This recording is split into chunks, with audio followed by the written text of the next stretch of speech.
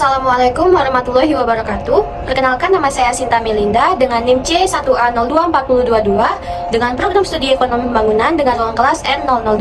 Jadi pada hari ini saya akan menjelaskan kembali materi yang Ibu Sriningsih sampaikan di mata pelajaran Matematika, Ekonomi, dan Bisnis, yaitu fungsi. Saksikan videonya. Jadi di dalam materi fungsi sendiri, saya akan membagikannya ke dalam 10 submateri. Yang pertama, saya akan membahas mengenai pengertian matematika, ekonomi, dan bisnis secara singkat. Yang kedua, saya akan membahas mengenai pengertian fungsi. Yang ketiga, saya akan membahas mengenai persamaan dan pertidaksamaan di dalam fungsi. Yang keempat, saya akan membahas mengenai konsep dasar fungsi. Yang kelima, saya akan membahas mengenai unsur pembentuk fungsi. Yang keenam, saya akan membahas tentang sistem koordinat kartesius. Yang ketujuh, saya akan membahas mengenai jenis-jenis atau macam-macam dari fungsi. Yang kedelapan, saya akan membahas mengenai fungsi linear. Yang kesembilan, saya akan membahas mengenai fungsi non-linear. Dan yang terakhir, yang ke-10, saya akan membahas 2 soal mengenai fungsi linear dan fungsi non-linear. Kita memasuki subbab yang pertama, yaitu pengertian matematika, ekonomi, dan bisnis. Matematika, ekonomi, dan bisnis sendiri adalah suatu cabang matematika di dalam mata kuliah ilmu ekonomi yang digunakan untuk memecahkan masalah dan menganalisis data dalam bidang ekonomi dan bisnis, serta untuk memprediksi perilaku ekonomi dan membuat keputusan dengan baik. Subbab kedua, kita akan memasuki pengertian dari fungsi. Apa itu fungsi? Fungsi adalah suatu bentuk hubungan di mana setiap elemen dari daerah asal atau yang biasa kita sebut dengan domain saling berhubungan dengan daerah kawan atau yang biasa kita sebut dengan kodomain. Dan hanya satu elemen yang disebut sebagai daerah hasil atau dengan kata lain namanya range. Atau dengan kata lain, fungsi juga bisa disebut sebagai bentuk hubungan yang dibentuk oleh beberapa unsur pembentuk fungsi seperti variabel, koefisien, konstanta yang akan kita bahas pada subbab materi kelima. Subbab yang ketiga yaitu persamaan dan pertidaksamaan dalam fungsi.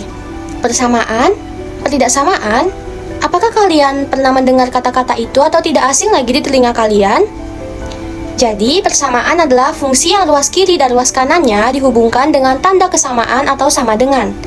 Sedangkan pertidaksamaan adalah fungsi yang luas kiri dan luas kanannya dihubungkan dengan tanda ketidaksamaan atau seperti lebih dari sama dengan atau kurang dari sama dengan. Jenis-jenis persamaan dalam matematika, ekonomi, dan bisnis. Yang pertama, ada persamaan definisi atau identify, yaitu suatu bentuk kesamaan di antara dua pernyataan yang memiliki arti yang sama. Kemudian yang kedua ada persamaan perilaku atau behavioral equation, yaitu suatu persamaan yang menunjukkan bahwa perubahan perilaku suatu variabel sebagai akibat dari perubahan variabel lainnya yang ada hubungannya. Dan yang terakhir adalah persamaan keseimbangan atau bersyarat, yang berarti suatu persamaan yang menggambarkan persyaratan untuk pencapaian keseimbangan atau yang biasa kita sebut dengan nama equilibrium. Subbab yang keempat yaitu konsep dasar fungsi. Apa sajakah konsep dasar dari fungsi? Konsep dasar dari fungsi sendiri dibedakan menjadi 3. Yang pertama ada himpunan daerah asal atau domain. Yang kedua ada himpunan daerah kawan atau kodomain. Dan yang ketiga adalah daerah hasil atau range. Himpunan daerah asal atau domain yaitu himpunan pertama yang berhubungan dengan himpunan yang kedua. Himpunan daerah kawan atau kodomain adalah himpunan lainnya yang dihubungkan oleh hubungan panah. Dan yang terakhir yaitu ada daerah hasil atau range, adalah himpunan yang beranggotakan semua anggota B dan yang berpasangan dengan anggota A. Contohnya ada di dalam gambar yang ada di dalam PPT tersebut. Domain dari fungsi A yaitu anggota yang ada di dalam himpunan A, yaitu ada 1, 2, dan 3. Sedangkan kodomain atau daerah kawan di dalam fungsi tersebut yaitu A, B, C, dan D. Untuk daerah hasil atau range yaitu A, B, dan D. Lalu kemudian notasi range fungsi A ke B yaitu 1A, 2B, dan 3D. Subbab yang kelima adalah unsur pembentuk fungsi. Apa sajakah unsur-unsur dari pembentuk fungsi? Unsur dari pembentuk fungsi sendiri ada 3. Yang pertama ada variabel, yang kedua ada koefisien, dan yang ketiga ada konstanta. Variabel adalah unsur pembentuk fungsi yang mencerminkan atau mewakili faktor atau angka tertentu.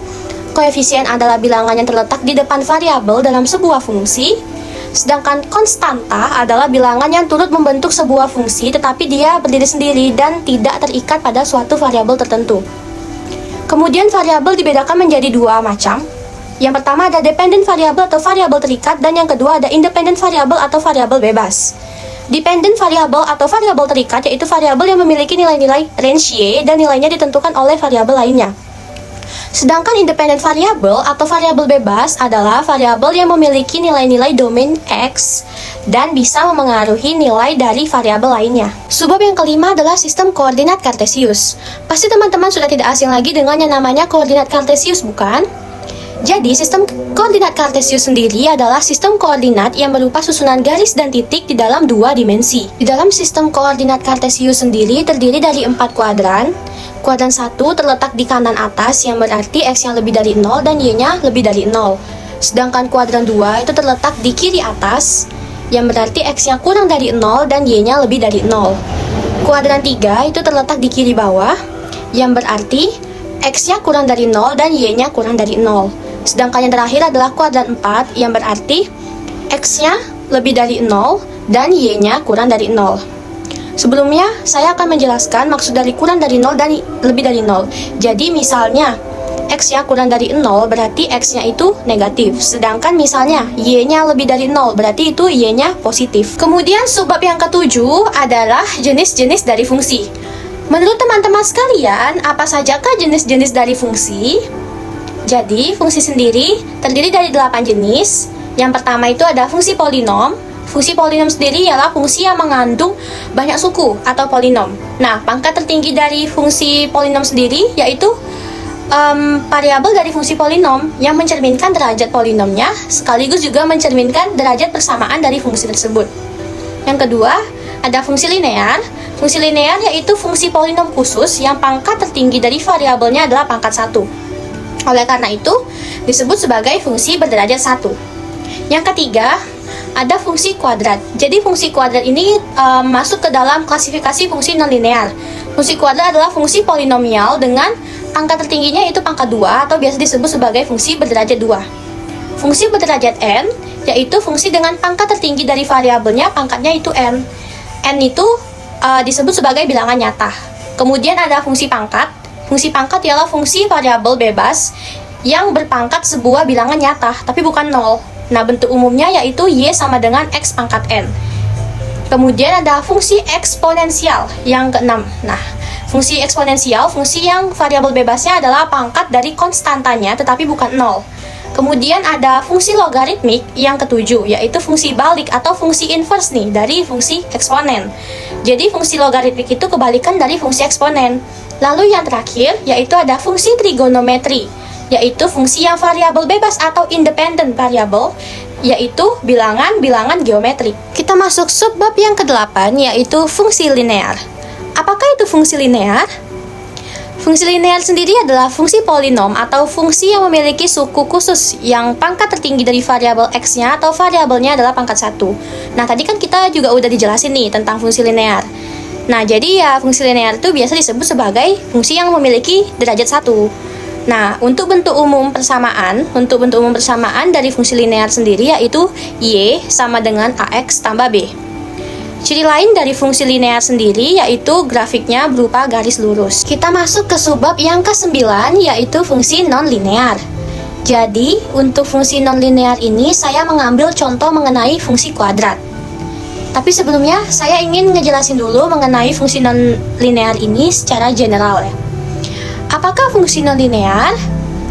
Jadi, fungsi non-linear sendiri adalah fungsi yang memiliki suku khusus yang memiliki pangkat tertingginya biasa lebih dari 1 pada variabel bebasnya. Biasanya sih pangkatnya itu pangkat 2 ya kalau di fungsi kuadrat. Nah, untuk ciri lainnya adalah fungsi non-linear atau fungsi kuadrat ini membentuk garis lengkung atau biasa yang kita sebut grafik parabola. Nah, grafik parabola sendiri biasanya terbuka ke bawah apabila A kurang dari 0 dan titik puncaknya biasa berada di bagian atas, sedangkan grafik parabola yang terbuka ke atas biasanya berlaku untuk A yang lebih dari 0 dan untuk titik puncaknya terletak di bagian bawah. Nah, di PPT ini ada contoh dari grafik parabola yang terdapat pada grafik fungsi kuadrat. Selanjutnya, kita masuk ke subbab materi yang terakhir, yaitu yang ke-10 dengan judul materi Kupas tuntas soal fungsi linear dan non-linear. Kita masuk ke contoh soal yang pertama, yaitu mengenai fungsi linear. Jadi, diberikan sebuah persamaan fungsi, dan gambarlah kemudian menjadi sebuah grafik fungsi linear. Persamaannya yaitu Y sama dengan 2 ditambah 2X. Jadi langkah pertama yang kita lakukan untuk membuat sebuah grafik fungsi linear, kita buat sebuah tabel. Tabel tersebut terdiri dari X dan Y. Jadi yang di sini kita misalkan yaitu X. Misal X-nya kita bikin sampai 4 dari 0. 0, 1, 2, 3, dan 4.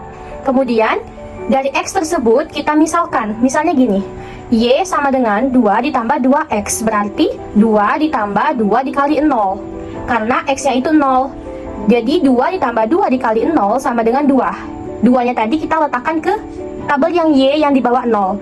Kemudian contoh yang kedua yaitu 2 ditambah 2 dikali 1, yaitu 2 ditambah 2 kali 1 sama dengan 2, 2 ditambah 2 sama dengan 4. Nah, angka 4-nya itu kita taruh di tabel yang Y tadi yang di bawah 1. Begitupun seterusnya sampai ke X permisalan yang keempat.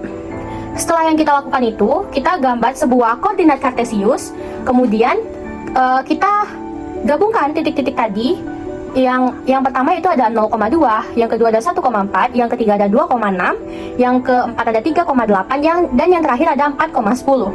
Kemudian kita gabungkan dan kita buat seperti garis putus-putus. Nah, setelah itu kita buletin, setelah itu kita letakkan dan kita tarik garis dari tabel yang pertama itu yang 0,2 sampai ke yang paling terakhir yaitu 4,10. Kita masuk ke contoh yang kedua yaitu fungsi non-linear. Yang saya ambil contohnya yaitu tentang fungsi kuadrat. Jadi diberikan sebuah soal, gambarlah grafik fungsi fx sama dengan x kuadrat ditambah 2x dikurang 3. Jadi langkah penyelesaian yang pertama kita lakukan yaitu kita harus menentukan titik potong dengan sumbu y atau sumbu x. Nah, yang pertama ini saya akan mencari titik potong dari sumbu y. Otomatis x-nya sama dengan 0. Jadi fx sama dengan x kuadrat dikurang 2x dikurang 3. Y, fx otomatis menjadi y sama dengan 0 kuadrat ditambah 2 dikali 0 dikurang 3. Y sama dengan 0 ditambah 0 dikurang 3, y sama dengan min 3. Jadi, x, y menjadi 0, min 3. Kemudian yang kedua, kita menentukan titik potong dengan sumbu x. Persamaannya kan fx sama dengan x kuadrat ditambah 2x dikurang 3. Tadi kan y sama dengan x kuadrat ditambah 2x kurang 3. Y-nya berubah menjadi 0, jadinya 0 sama dengan x kuadrat ditambah 2x dikurang 3. Kalau sudah begini, kita harus mencari pemfaktoran. Otomatis, 0 sama dengan x tambah 3 dan x kurang 1. Karena kita harus mencari berapa min 3 ini hasil perkalian dari berapa dan 2x ini hasil pertambahan dari berapa. Nah, didapatlah 3 dikali min 1 sama dengan min 3 dan 3 ditambah min 1 sama dengan 2. Kemudian, di dalam kurung tadi, x tambah 3 sama dengan 0 itu menjadi x sama dengan min 3, atau x dikurang 1 sama dengan 0 itu menjadi x sama dengan 1. Jadi, x1 sama dengan min 3,0 dan x2 sama dengan 1,0. Kemudian kita menentukan koordinat titik puncak. Persamaannya tadi, fx sama dengan x kuadrat ditambah 2x dikurang 3. Maka otomatis karena kita ingin mencari titik puncak, itu kita harus tahu dulu A, B, dan C. A-nya adalah 1 karena x kuadrat tadi, x itu kan sama dengan 1. B-nya sama dengan 2 karena 2x, dan C-nya sama dengan min 3. Kemudian kita masukkan ke dalam rumus yaitu min B per 2A, B kuadrat dikurang 4AC per min 4A. Kemudian kita masukkan bilangan-bilangan tadi ke dalam rumus tadi.